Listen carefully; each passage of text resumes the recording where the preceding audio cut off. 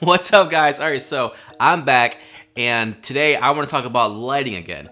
But I want to talk about an upgrade that I did, which is to my 120D, and that's the 120D Mark II by Aputure.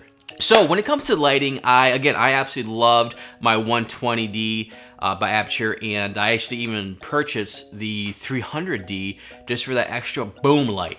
And you know what, I was thinking, it's like, you know what, I need an extra 120D just so I can have that setup of two, like a key of fill, and as well the 300 to bounce off the the wall, or if it's the white background or something like that, and it's just like the perfect combo. But as soon as I was going to bite the bullet for another 120D, the 120D2 came out.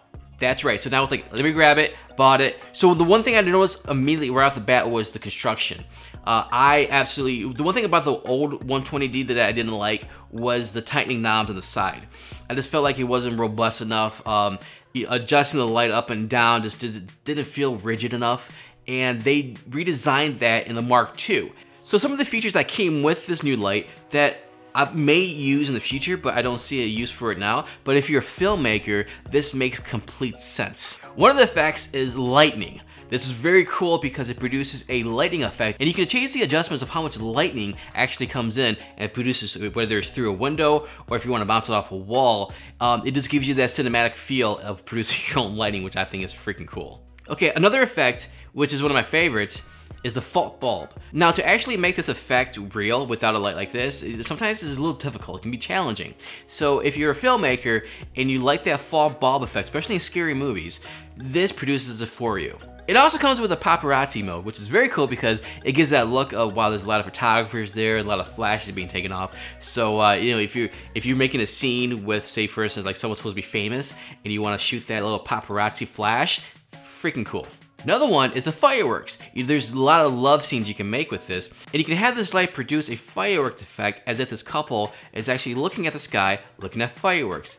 Brilliant. This device also has a TV mode, which I like, because if you're shooting a scene and you don't have a TV, this light will give you that look as if a TV is on. And for a device that's 25% brighter than its predecessor, I gotta tell you, it's unbelievable. And anybody who's bought accessories for the 120D, just know that, of course, it's the same mount. So you can still use your light domes, you can still use your Fresnels, you can still use any attachment that basically is a power attachment. So the original Aputure 120D cost $645. The Aputure 120D Mark II costs $785. It's about $100 difference, but for $100, what you're getting is less of a power brick, 25% more light. You're getting effects on this, which if you're a filmmaker, it does come in handy. It has a quieter ultra silent fan.